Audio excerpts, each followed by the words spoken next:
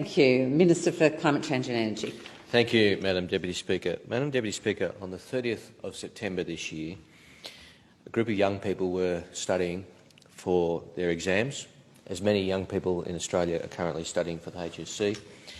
But the difference is that these young people were studying at a centre in Kabul. They were Hazara. And as they were studying, a suicide attack occurred. And 35 young girls lost their lives. 82 others were injured.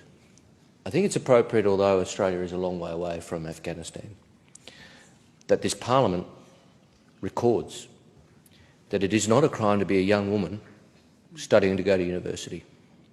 It is not a crime to be born Hazara. It is not a crime to hope for freedom. I've read the diary entries of one of the young girls killed. She recorded her hopes and dreams. Wasn't anything too fancy. She wanted to go to Italy. She wanted to eat pizza in Italy. She wanted to visit Paris and climb the Eiffel Tower. She wanted to study and go to university. These dreams will not be fulfilled. Madam Deputy Speaker, the Hazara people have been through years of attacks, oppression.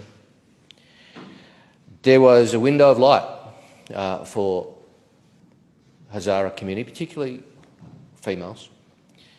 That window of light has been slammed shut with the return of the Taliban in Afghanistan. In September, an inquiry conducted by our colleagues in Great Britain, British parliamentarians, published a report into the dire situation of the Hazara people.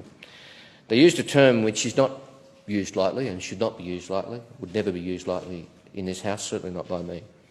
That term is genocide. And while it should not be used lightly, it is appropriate. It is an appropriate use of the term of an attempted genocide. Now, there was a time when the Taliban probably didn't care what the West thinks of them. I'm advised that time has passed, so they now care.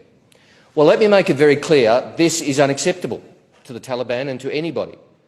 The Hazara people, Hazara young women in particular, who have the hopes and dreams of an education, deserve the protection of their government, not to be killed with the very least, the tacit consent of the government of Afghanistan, and arguably worse. So I'm sure all honourable members in Australia of all persuasions join with me in sending the strongest possible message to the Taliban that whatever Australia can do, as hard as it is, as far as we are away, we will stand with the Hazara people and we will stand with young women in particular who deserve to have their hopes and dreams and aspirations protected and respected. Thank you.